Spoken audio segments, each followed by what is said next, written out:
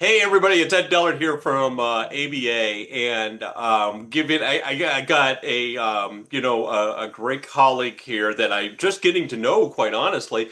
But the more I keep talking to him, the more interesting things get, and so I thought this would be a great starter for us to kind of have a conversation. Tom Kerr, he's at the Calgary Firefighter group, and he does so many things, and as you can tell, he is like probably just getting off a shift and squeezing me in on to do this call. So I'm so grateful, Tom, for you taking time to kind of share a little bit of your story, with ABA and myself as well.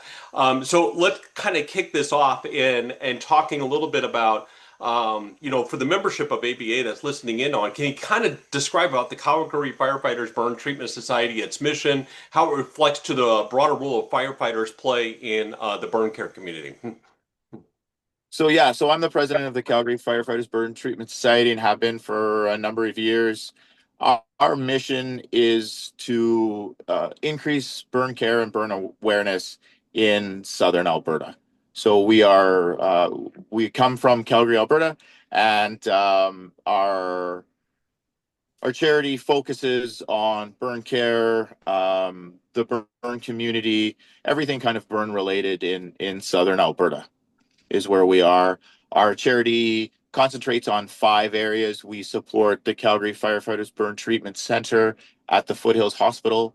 We have a thriving burn survivor community in southern Alberta, which we love to be part of, and kind of is what recharges our batteries and keeps us going every time we get an opportunity to interact with them. We support the Alberta Children's Hospital with their burn patients. We do support the Alberta Firefighters burn camp that happens just outside of Calgary in Kananaskis.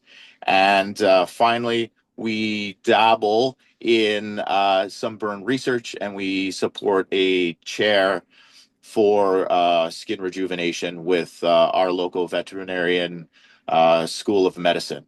And we're hoping to have some big things happen next year with that. So Yeah. those are our five areas that we support.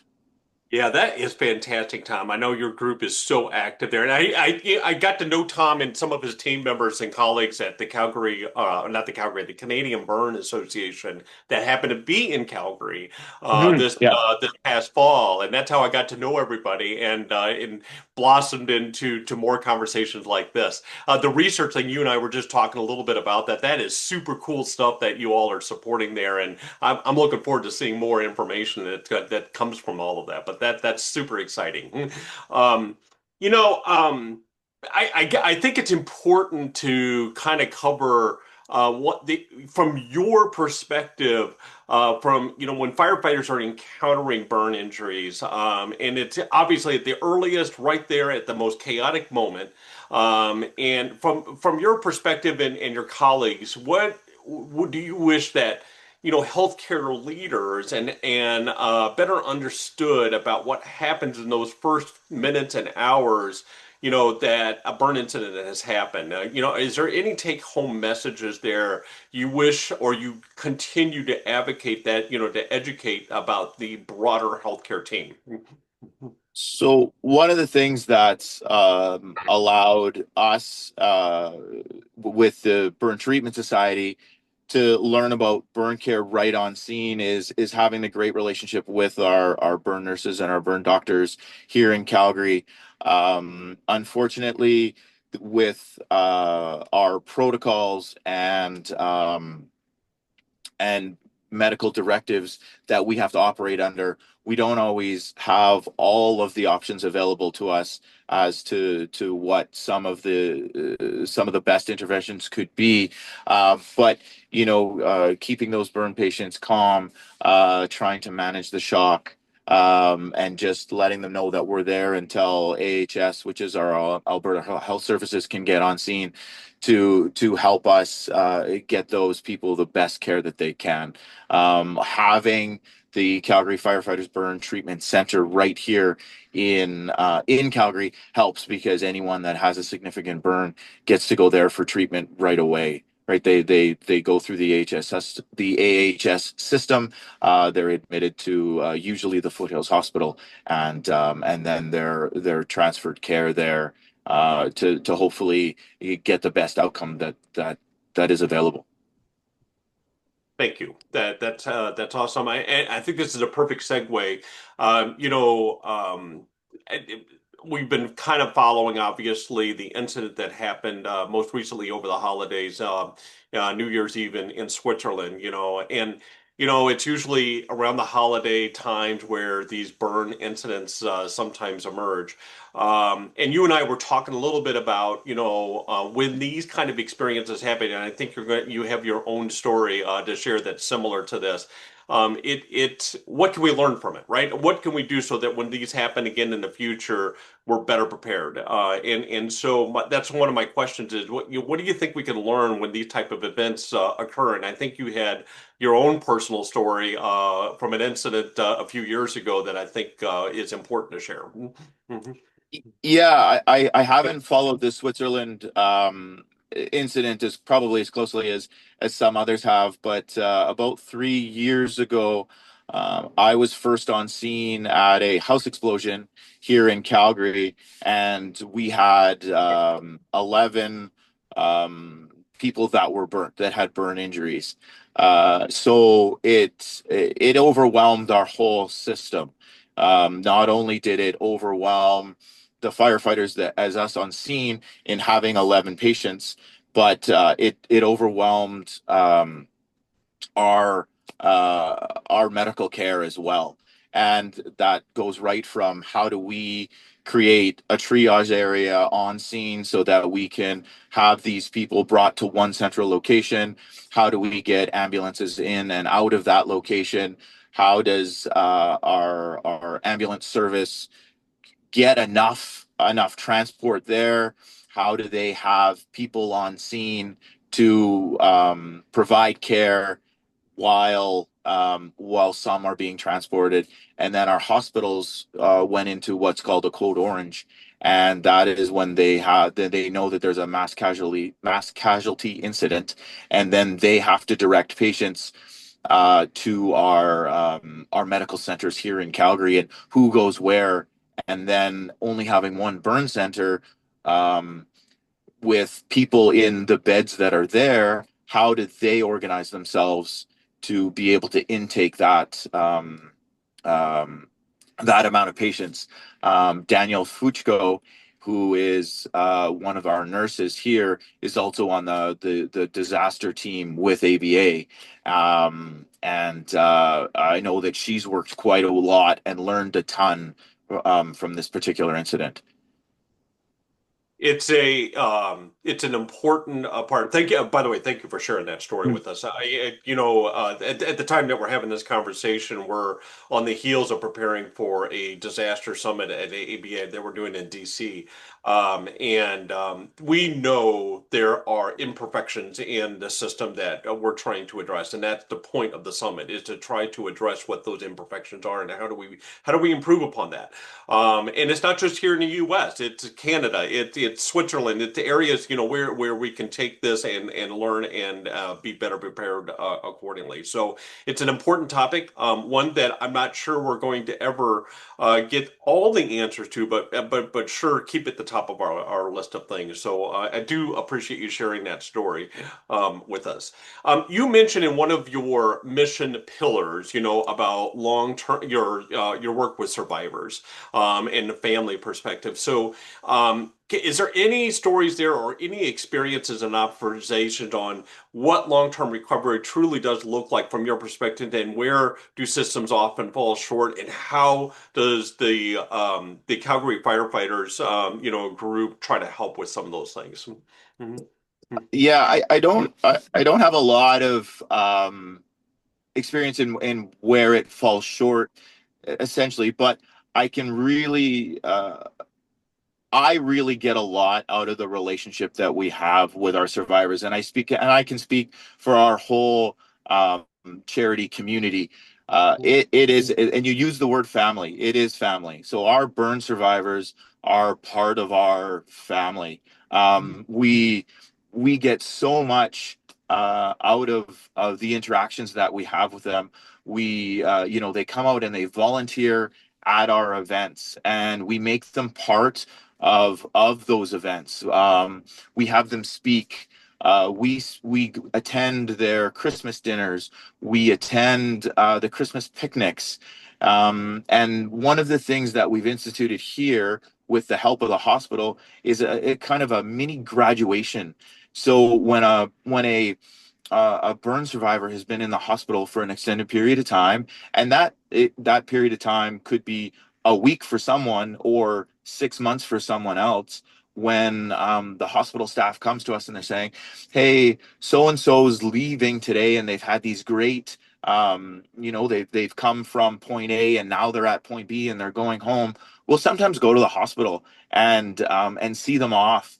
And we've challenge coins are a huge part of the burn, well, no, sorry, not the burn, sorry, of our culture, right? We go to conferences and things and trade challenge coins, and it really is part of being part of that family. Someone gives you a challenge coin from another fire department, you're like, wow, they've really given a piece of themselves to me.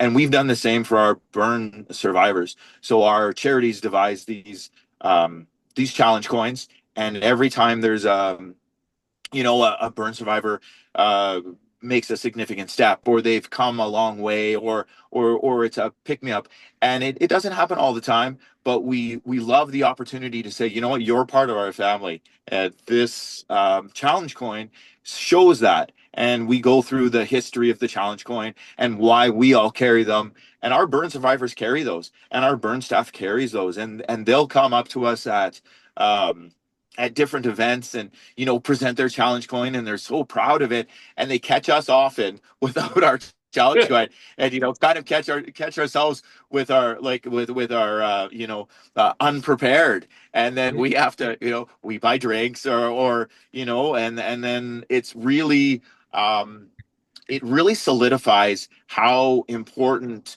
that community is. And just being there at the picnics and hearing their stories and watching them um, come come a long way in their journey. I've been present when burn survivors, it's been their first time in a hot tub in 20 years, and it's not scripted, it's not planned, it just happens, and we get to be part of that. Having a burn survivor come out and talk. We have an event every year that brings in about 300 to 350 people, and to have a burn survivor come up and tell their story, and we're all standing there with them, uh, and watching that growth, and then they're so nervous at the beginning, and then at the end they just want to come and talk again next year, and they're like, when else do you need me to talk, and when can I tell my, or not when can I tell my story, but when can I support you, and Right. that it's that burn survivor network is so important, not only to the survivors but to us as well. Yeah. Tom, that's a fantastic story. I love the challenge coin concept and what you're doing with that. I love that aspect of things, and what a great thing that you and the group are doing there. I got one final question before we wrap things up here a little bit, and it's kind of a broader question, but from your observation, the work that you and your team have been doing, is there any advice you would give to like burn centers in general, professional societies like the Canadian Burn Association or the American Burn Association, or other healthcare leaders who want to really deepen and authenticate the long-term relationship with firefighters and first responders in their communities? What advice do you give to us? The advice that I can give is engage with, it's the engagement. It's engage with your firefighters, and from the firefighters aspect, engage with your burn staff. I've been part of the charity for about 18 years, and when I started, I didn't know my burn staff, I didn't know my burn survivors on a first name basis. Now that's completely changed, and that's the driving force for us as the charity. We want to help our friends, and they're not nameless, faceless people. These are our friends that we want to help, Yeah. and we want to put in the hours to help our friends. So engaging in that community, getting that communication going, inviting your burn staff if you can to your fire hall, and then on the other side, the burn staff inviting your firefighters if you can to your center, giving them tours, engaging with them, helping, having open conversation. We go to our burn center unannounced lots, bring cookies, um, just stop in to say hi. And our burn staff loves it. And our burn survivors love it when we come to the picnics and things like that. So I would say it's the engagement. It's asking the questions, inviting people to different events, and really changing it from a kind of a give and take to a friendship to a family. Yeah. Tom, thank you so much. That is, I mean, everything you've been sharing is very exciting and inspirational for me. And this last few comments that Tom just shared with you all, folks, that's the call to action that he's sharing with you all. So if you haven't engaged with your local and regional firefighting community, get out there and do so. It really, they're a great bunch of people to be able to get to know, and the stories and their willingness to really kind of help out is unbelievable. Tom, I just, please share with your team how proud we are of the work that you're doing, and to continue that forward. If there's anything that we can do, I'm sure we're going to have future conversation. But I really do appreciate you taking the time to have a conversation today. Thank you. Well, thank you. It's been wonderful for the opportunity, and ABA has been a very important part of our charity, and it's growing as well. And we wouldn't be able to do what we do without the education and the connections that we make at ABA. So we're super happy to be part of that, and for you allowing us to come to the meetings and be part of it. It's and making space for us. It Yep. really is important, and we do get a lot out of it. So thank you as well, and I'm looking forward to seeing you in Florida. So, Yeah, absolutely, and a little bit of warmer environment than where we're at oh right now. Currently. yeah, So- yeah, it's minus 24 degrees Celsius here this morning. So I'm in the truck, and the heat's on, yeah. and yeah, so we're all, my team and everybody, we're all looking forward to Florida, and yeah, conversing with everybody. So Looking it's forward to that, Tom. yeah, Thank you. Stay warm and stay safe, man. Take care. yeah. Thank you.